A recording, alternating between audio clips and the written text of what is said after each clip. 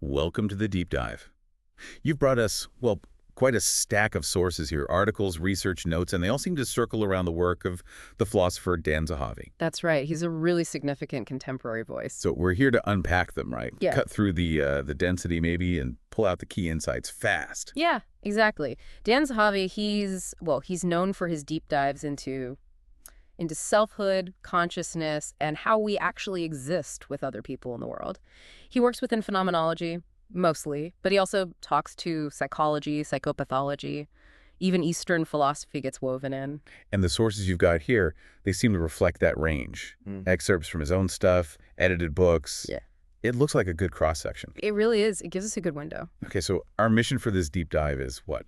Figure out his main contributions. What are the big takeaways, the big ideas? Yeah, and how do they actually play out, in real-world terms? And maybe crucially, how does his viewpoint stack up against or, differ from other thinkers looking at similar stuff? Because these are complex areas. Definitely. Self-consciousness, social life.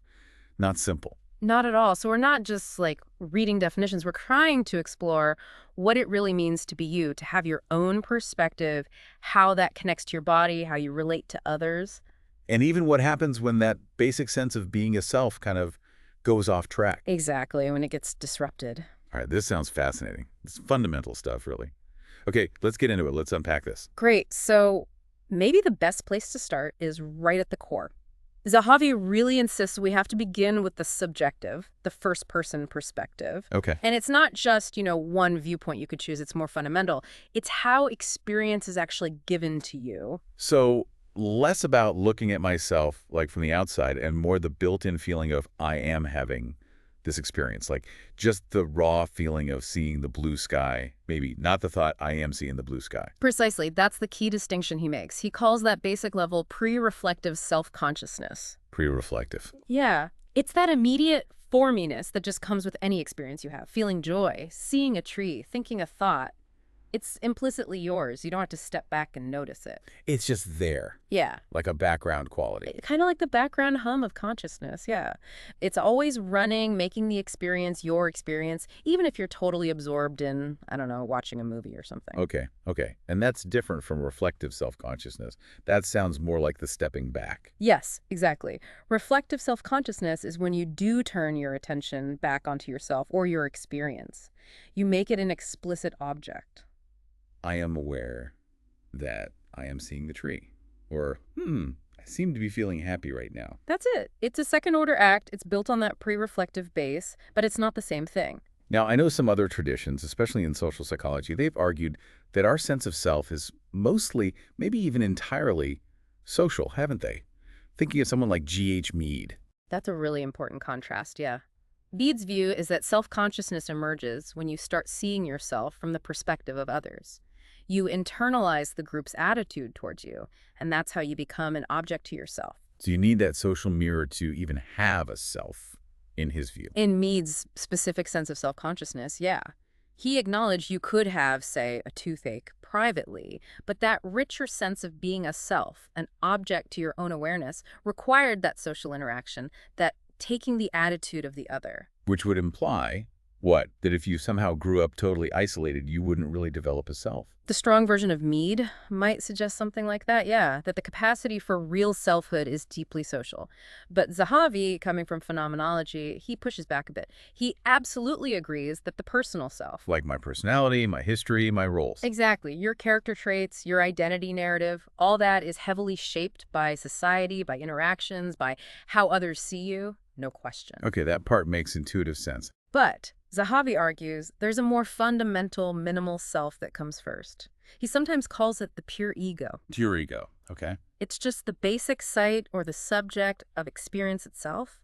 Even before you develop a personality or social roles, your experiences are inherently yours. They're individuated. Meaning, my feeling of joy is felt by me as mine, even if externally it looks just like your feeling of joy. That's the core idea. It's uniquely anchored in my stream of consciousness. It has that intrinsic mindness. So that feeling, that basic, this is happening here to this consciousness, that's innate, Yeah. not something society teaches me. That's the argument. This minimal self, this pure ego, It's formal. It doesn't have content like personality traits. It's just the sheer fact of subjective perspective. And it's distinct from the richer personal ego, which, develops throughout your life. And he thinks denying this minimal self is problematic. Yeah, he suggests that if you try to deny this minimal experiential self, you ultimately have to deny experience itself.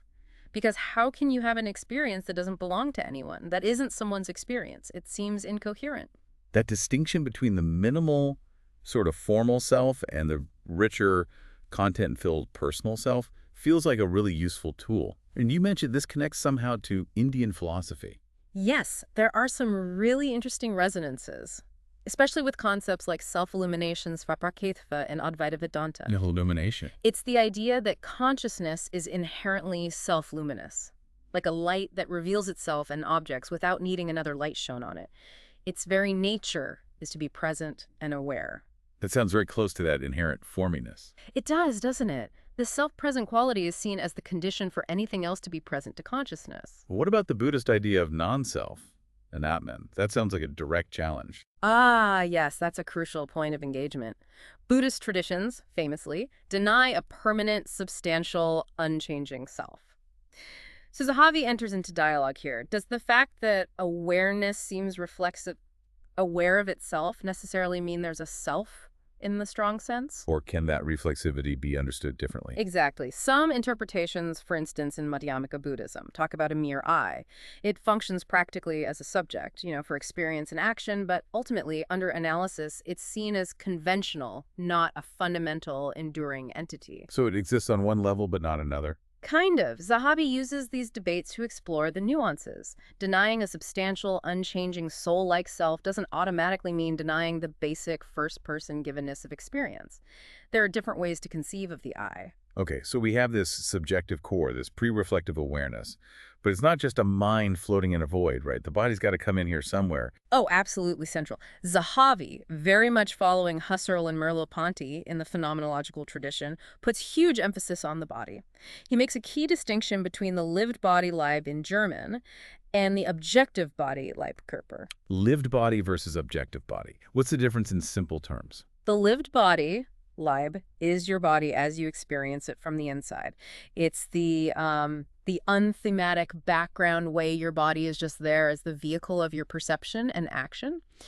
It shapes how you sense space, how you move. You don't usually look at it, you experience through it. It's just me moving around. Right. The objective body, Leibkörper, though, is the body seen as an object. The body you see in the mirror, the body a doctor examines, the body as a physical thing in space. Okay, and the example often used to show this duality is double sensation. Yes, it's a perfect illustration. Think about touching your left hand with your right hand. Your right hand is active, it's the subject doing the touching. But your left hand is passive, it's the object being touched. The amazing thing is, the same physical part, your hand is capable of being both subject and object, and you can switch the roles instantly. That feeling of being both the toucher and the touched at the same time? Yeah, you feel that. It highlights this unique dual status of the body. It's both the thing having the experience and a thing that can be experienced. Why is that simple feeling so important for Zahavi? He sees it as... Wow. So that simple everyday sensation is actually foundational for our social understanding, for recognizing other minds, other subjects. Exactly. The body isn't just a container, it's the very medium through which we experience the world and encounter others as subjects like ourselves. Okay, let's pull back slightly. Another really core concept in this whole phenomenological tradition is intentionality. Right. Again, following Husserl. Intentionality is just the idea that consciousness is always directed. It's always of or about something. You can't just be conscious, period. Nope. You're conscious of the tree, you're thinking about your holidays, you desire that piece of cake. There's always an object, broadly understood. And the act of consciousness, seeing, thinking, desiring, and the object are tied together. Fundamentally interdependent, yeah. You Right. can't really analyze the act of seeing without considering what is seen. This leads Zahavi towards what he calls experiential realism or internal realism, meaning reality isn't something totally hidden behind our experiences. The world is given to us in and through how we consciously experience it. It avoids falling into either a naive realism where consciousness just mirrors an independent world, or a strong idealism where consciousness creates the world. But we're not just conscious of physical objects. What about ideas, Yeah. relationships, like the concept of justice or democracy. Good question. That's where categorial intuition comes in. It's Husserl's term for how we grasp things that aren't simple sensory objects. Like seeing that the book is on the table, you don't see the onness the way you see the greenness of the book. Or understanding the square root of 4, or grasping the meaning of justice. These require higher-level acts of consciousness. They're built on perception, maybe, but they intend something ideal, relational, conceptual, something that goes beyond the purely sensory. Okay. And all this experience unfolds over time, obviously. It's not just a snapshot. Absolutely crucial. Zahavi leans heavily on Husserl's work on time consciousness. Think about listening to a melody. If your consciousness was just a series of completely separate now moments, you wouldn't hear a melody. You'd just hear isolated notes. Plink, plonk, plink. Right. No connection, no tune. Exactly. To hear the melody as a melody, your consciousness has to somehow hold on to the notes that just passed while also anticipating the notes about to come. Husserl called this retention, holding on to the immediate past, and protention, anticipating the immediate future. So our present awareness is always sort of stretched out, encompassing a bit of the past and future. Precisely. That structure is what allows us to experience duration, change, movement, the flow of time. Our now is never just a knife edge point. Okay, so we've got the subjective core, the body, the directedness of consciousness, the flow of time. How does Zahavi then make the leap from the individual I to the we? What about intersubjectivity? Well, for Zahavi, intersubjectivity isn't really a leap. It's not an add-on you figure out later. He argues it's fundamental, even transcendental, meaning it's a condition for the possibility of our kind of experience. So digging deep into your own subjectivity actually leads you to others. Paradoxically, yes. A really rigorous exploration of the first-person perspective revealed its inherent openness to and constitution by the social world. The subject, as Husserl put it, is always already a socius, a member or potential member of a community. You can't fully grasp the I without grasping the we, in a sense. That's a good way to put it. And think about the I-you relation. Just standing in that direct second-person relationship, you talking to me responding to you, that's vital. Vital for what? For developing what Zahavi calls interpersonal or socially mediated self-consciousness. This is where that richer personal self we talked about earlier really gets shaped and defined. You become aware of yourself as the one being addressed, seen, understood, judged by another specific person. So that basic for-me-ness might be there first, but my sense of who I actually am develops largely through these encounters. Exactly. Husserl himself noted that the I really becomes a personal subject within this I-you dynamic. It's a mutual shaping process. And from this dyadic I-you, Zahavi then moves to think about the we. The collective sense. Right. And while that minimal self, that pure ego, might precede group belonging, genuine we phenomena, really feeling part of a we, involves something more, a distinct kind of experiential anchoring. Experiential anchoring. What does that feel like? It means a real we isn't just a bunch of individuals who happen to think alike, or an abstract category. There's a lived, felt sense of togetherness, a shared perspective, a shared feeling that's experienced from within the group. But it's not like everyone merges into one blob. No, and that's absolutely crucial for Zahavi. He strongly argues against simple fusion or merging. A genuine we preserves plurality and difference.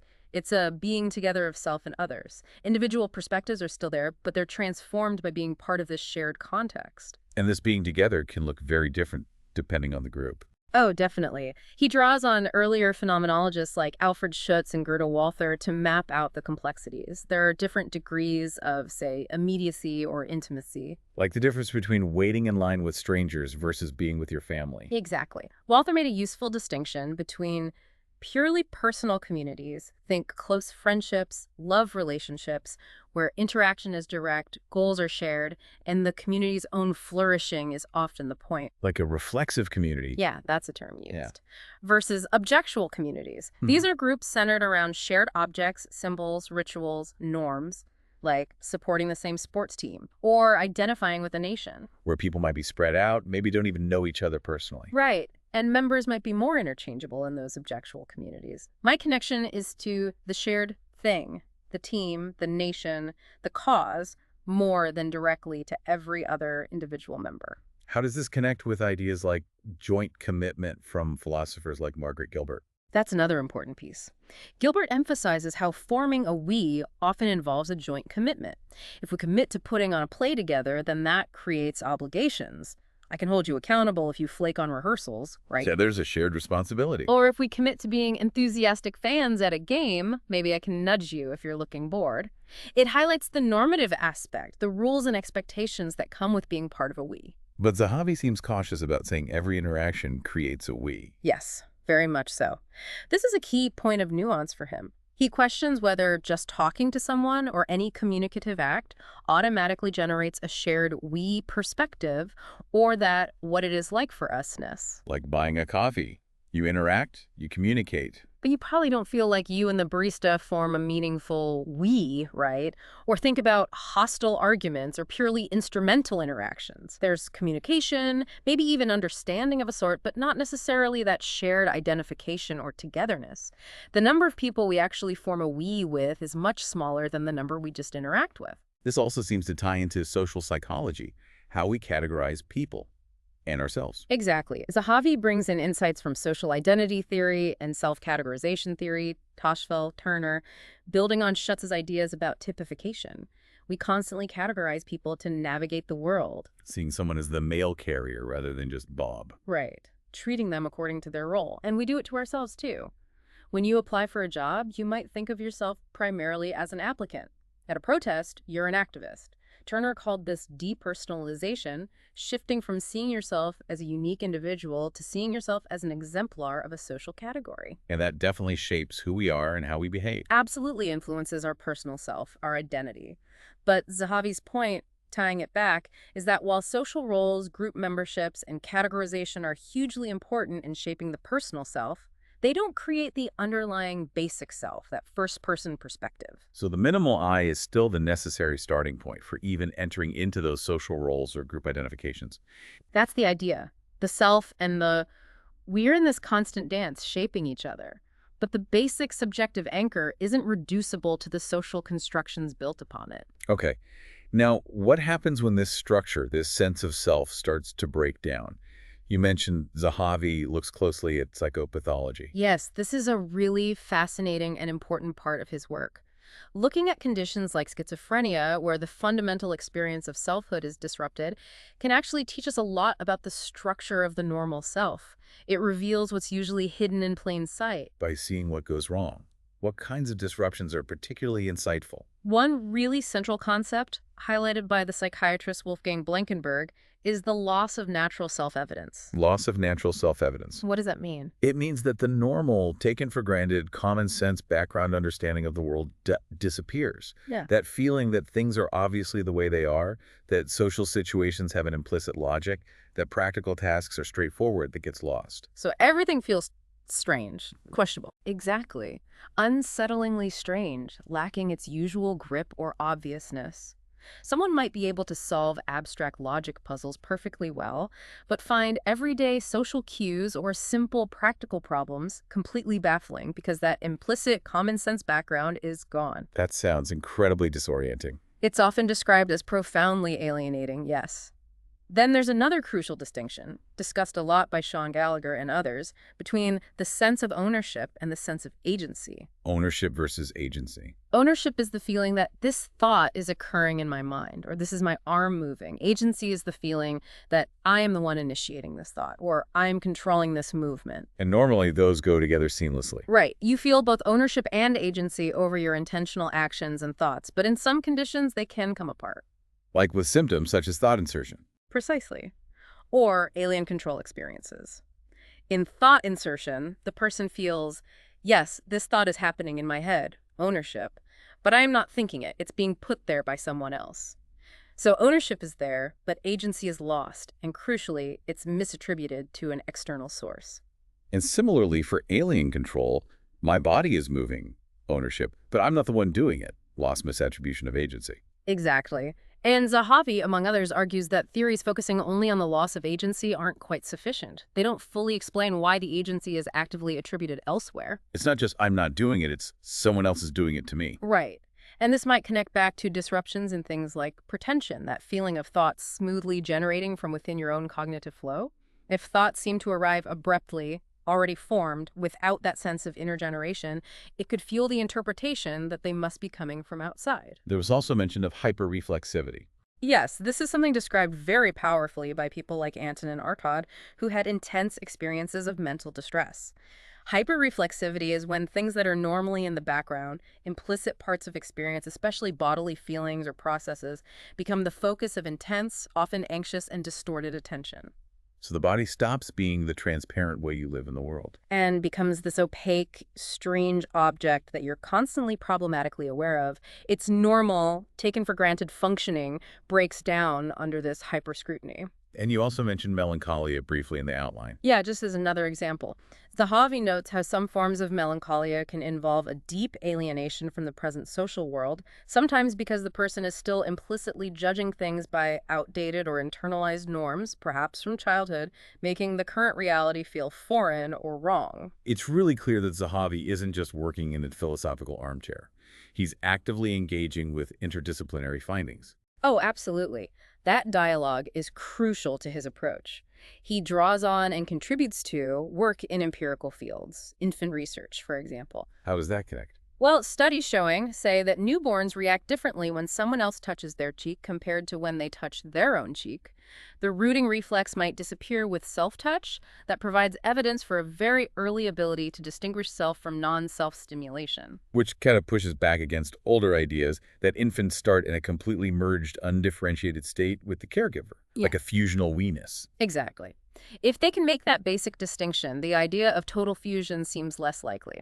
And later, the development around 9 months of joint attention where the baby, the caregiver, and an object all become part of a shared focus. Like the baby pointing at a toy and looking back at the parent.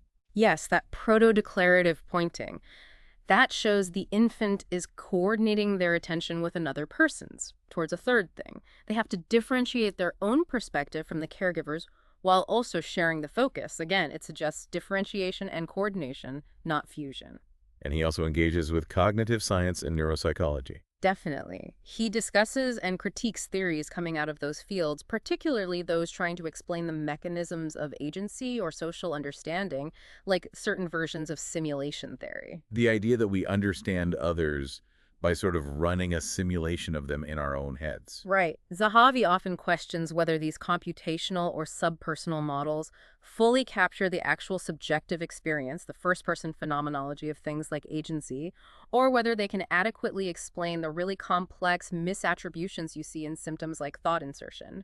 He insists that the subjective dimension is irreducible and essential. Okay, so let's try and pull the threads together from this deep dive. We started with Zahavi's emphasis on the pre-reflective self, that basic inherent for-me-ness of all experience. Yeah, that subjective core that's distinct from, though related to, the richer, socially influenced personal self. Then we saw how crucial the embodied nature of this self is. The lived body, double sensation, grounding our connection to the world and to others. Right, and how that leads into empathy and recognizing other embodied subjects. We touched on intentionality, consciousness always being about something, and categorial intuition for grasping non-sensory things, plus time consciousness giving our experience its flow. Absolutely, the basic structures of experience. And then we really got into intersubjectivity, how it's not an add-on but fundamental. Yeah. The I-you relation shaping the personal self. And the complexities of being we. That it's not about merging, but about a shared experiential anchoring that preserves difference and takes many different forms, personal communities, objectual ones, joint commitments. But also acknowledging that not all interaction creates a we. Crucially, and integrating ideas about social categorization and how that shapes us without reducing the self entirely to those categories. And finally, how looking at disruptions of the self in psychopathology, things like the loss of natural self-evidence, or the split between ownership and agency, really sharpens our understanding of the ordinary functioning self. Yeah, and all of this is done in conversation with empirical research, like studies on infants or findings from cognitive science. It's a really integrated approach. It definitely provides a much more nuanced way to think about, well, ourselves. Our everyday feeling of being a self, experiencing through a body, relating to others. It helps make sense of different kinds of connection, different ways of belonging, or even times when that sense of self feels less solid. It really pushes back against simplistic answers. Is the self innate? Is it purely social? Zahavi shows it's this intricate interplay, this mutual constitution. So, maybe a final thought to leave people mulling over. If our personal self is always kind of becoming, constantly shaped by relationships and groups, yet this being we fundamentally preserves individual difference, what does that really tell us about that ongoing tension we often feel between our own individuality and our need for community, for belonging? It seems like that tension is right there in the structure of experience itself. That's a great place to pause. Definitely something to keep thinking about.